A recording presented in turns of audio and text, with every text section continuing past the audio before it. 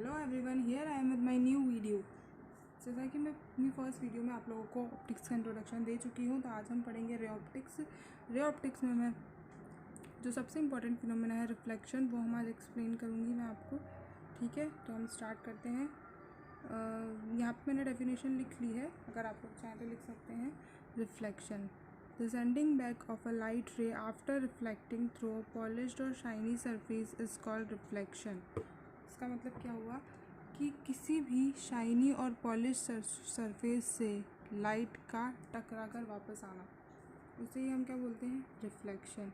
और जो इसमें हमें सबसे इम्पॉर्टेंट बात याद रखनी है वो ये है कि लाइट रे टकरा कर उसी मीडियम में वापस आती है। मतलब इसमें मीडियम चेंज नहीं होता है, जैसे कि मैंने यहाँ लिख रखा है, यहाँ एयर मीडियम है, तो लाइट रे टकरा कर उसी मीडियम में वापस आ जाती है।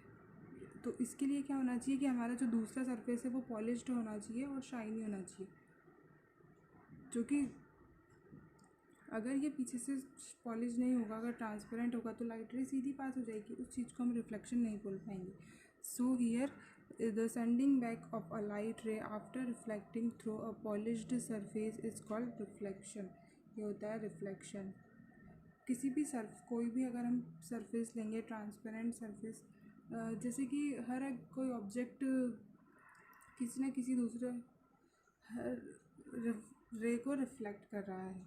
ठीक है, और अब हम देखेंगे कि रिफ्लेक्शन होने के लिए पॉलिश सरफेस होनी चाहिए पीछे से, पर ये पॉलिश होगी किस चीज़ की, ये मैं आपको बताती हूँ कि एल्यूमिनियम और सिल्वर ऑक्साइड्स की पॉलिश होती है पीछे सरफेस पे, तभी हम कोई भी सरफेस रिफ्लेक्टिंग सरफेस बन पाता है। ठीक है, और ये पॉलिश सिर्फ एल्यूमिनियम और सिल्वर की ही पॉलिश क्यों करते हैं हम, तो इसका आंसर है क्योंकि यह 99% लाइट को रिफ्लेक्ट कर पाता है, इसीलिए हम एल्यूमिनियम और सिल्वर की पॉलिश करते हैं। ठीक है, तो अब मैं आपको बताती हूँ। तो अब हम ये देख लेते हैं कि मिरर क्या होता है। मिरर जिसमें हम दिन भर अपने आप को निहारते रहते हैं। ठीक है, तो मिरर क्या होता है, सपोज़ अगर कोई भी एक ट्रांसपेरेंट सरफेस है, ट्रांसपेरेंट सरफेस मीन्स अगर सरफेस ट्रांसपेरेंट होगा तो रे सीधी पास हो जाएगी, बट अगर हम उस ट्रांसपेरेंट सरफेस के पीछे पॉलिश कर देते हैं किसी भी पेंट से या फिर एल्यूमिनियम या सिल्वर से अगर पॉलिश कर देते हैं, तो वो सरफेस क्या बन जाता है, मिरर। मिरर बन जाता है। ये क्या है, दिस इज़ प्लेन मिरर। ये क्या है, प्लेन मिरर है, मतलब सीधा सिम। और ये क्या है, स्फेरिकल मिरर। इस शेप में, इस शेप वाले मिरर्स को हम क्या बोलते हैं, स्फेरिकल मिरर। और स्फेरिकल मिरर भी दो तरह के होते हैं, वो भी हम पढ़ेंगे, बट पहले spherical mirror.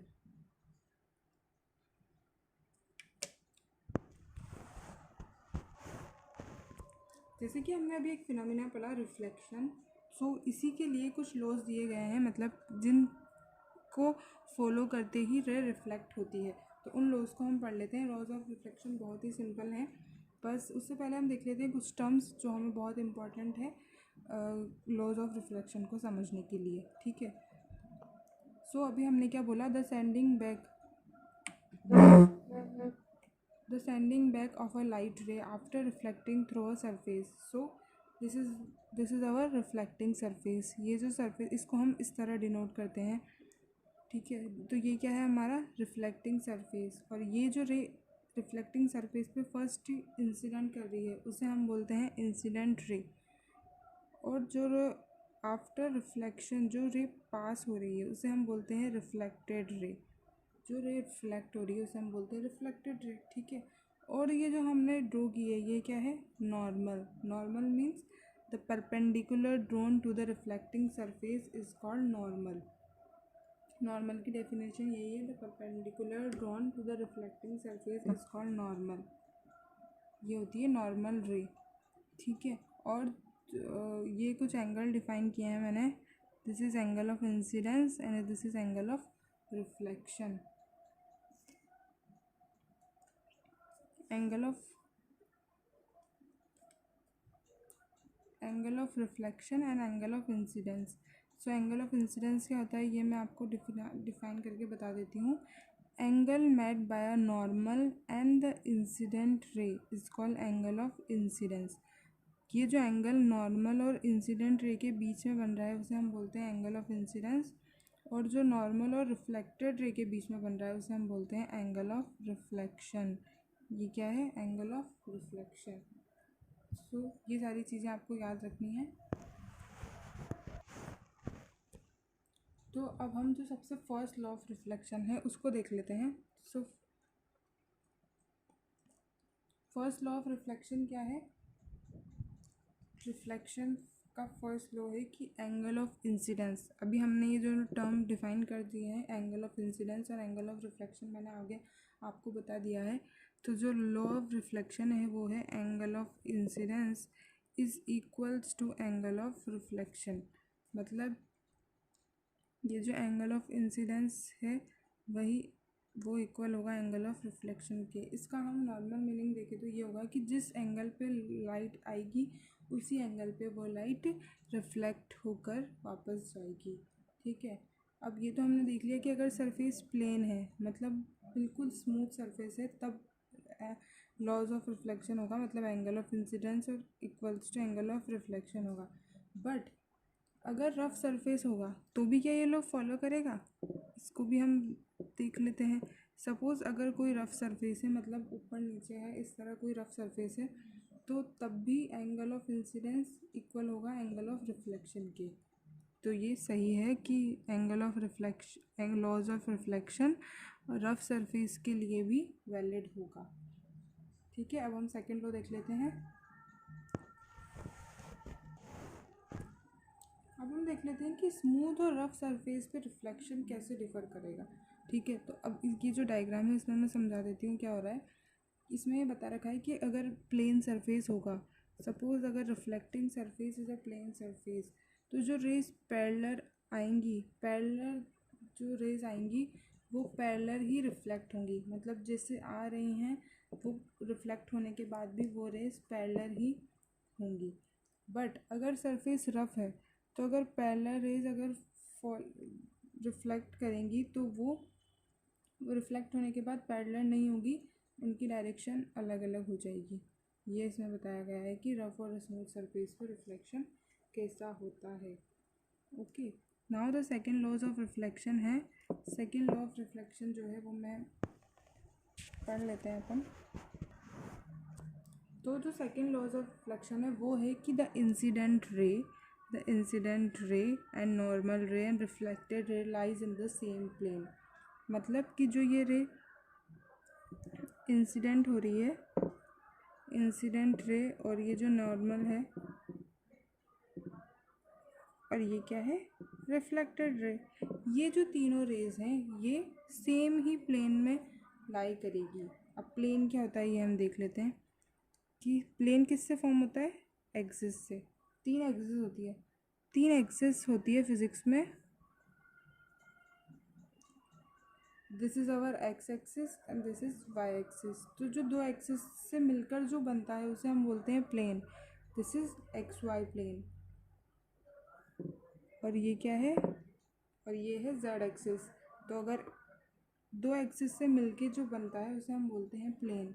X y plane, y z plane and x z plane.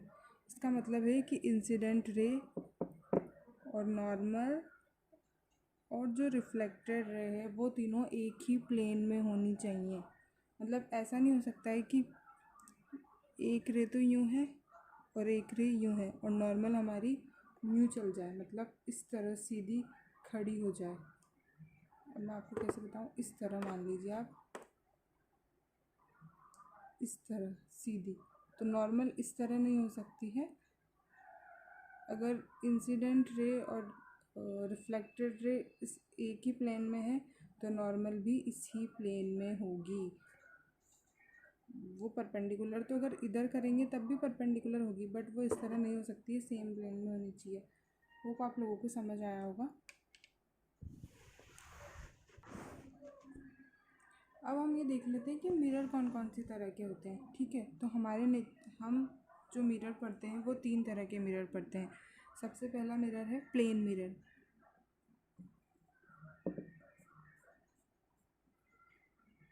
ये किस तरह का मिरर है? Plane mirror.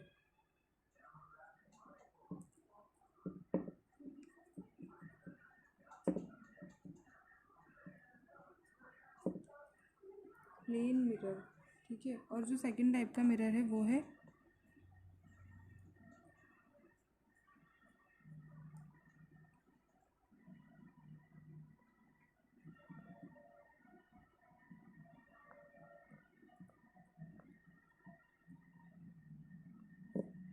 ये है हमारा कॉनकेव मिरर। कॉनकेव मिरर में जो ये अंदर वाली सरफेस होती है वो क्या होती है? Reflecting surface. मतलब रिफ्लेक्शन जो होता है वो अंदर वाली सरफेस से अगर हो तो उसे हम क्या बोलते हैं? Concave mirror.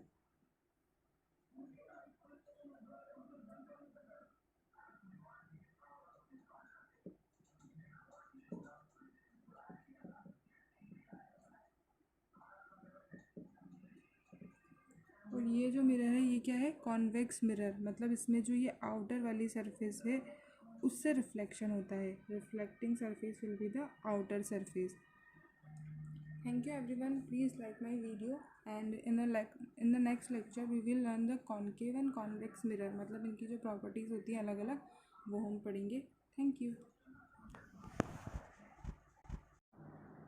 सो मिरर हमने देख लिया है कि अलग अलग टाइप के मिरर होते हैं। जैसे फर्स्ट टाइप का मिरर होता है वो होता है प्लेन मिरर, जो कि हम सबके घरों में अवेलेबल होता है, जिसमें हम हमारी पूरी इमेज को देख पाते हैं। तो अब हम ये देख लेते हैं कि image formation by plane mirror. मतलब जब हम देखते हैं मिरर में तो इमेज किस तरह फॉर्म होती है।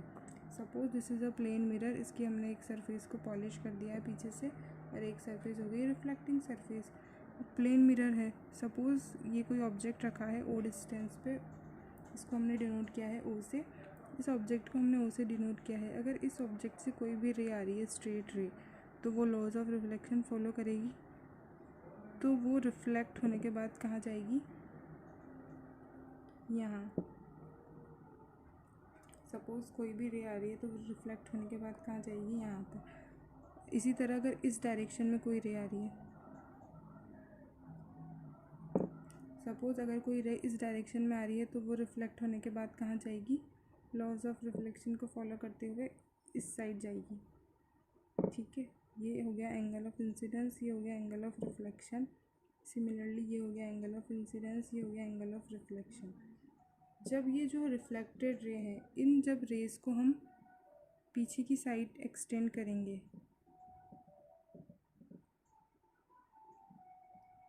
तो वो जहाँ हमें मिलती हुई दिखाई देगी वही क्या होगी? इमेज। इसी जगह हमारी इमेज फॉर्म होगी। इसी तरह हम प्लेन मिरर में हमारी इमेज को देख पाते हैं। जैसा कि आपने देखा कि जहाँ ऑब्जेक्ट है वहीं उतनी ही दूरी पर इमेज भी फॉर्म हो रही है। इसकी जो प्रॉपर्टीज़ होती है इमेज की वो हम पढ़ लेते हैं। जो इमेज प्लेन मिरर में बनती है वो क्या होती है? बिल्कुल वर्चुअल होती है। Virtual and erect. इरेक्ट का मतलब है सीधी और वर्चुअल का मतलब है मिरर के इस साइड। मतलब जो हम किसी स्क्रीन पे नहीं देख सकते, बस वो हमें दिखाई दे रही है अंदर की साइड फॉर्म होती हुई, वर्चुअल इरेक्ट होती है। और जो इमेज फॉर्म होती है उसकी सेकंड प्रॉपर्टी क्या होती है? Of the same size. मतलब अगर हम हमारे घरों में अपने मिरर में हम अपने आप को देखते हैं तो हम छोटे बड़े तो नहीं हो जाते। जो हमारी हाइट, जो हमारा शेप रहता है वही उसमें दिखता है।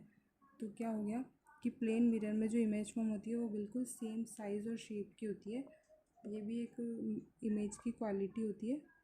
एंड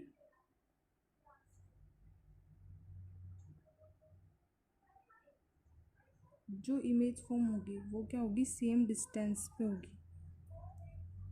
सेम डिस्टेंस और सेम पॉइंट। कि अगर कोई ऑब्जेक्ट इतनी डिस्टेंस पे रखा है तो इमेज भी इतनी पे। अगर हम पास होते हैं तो हमारी इमेज भी पास बनती है, अगर हम दूर होते हैं तो हमारी इमेज भी दूर बनती है।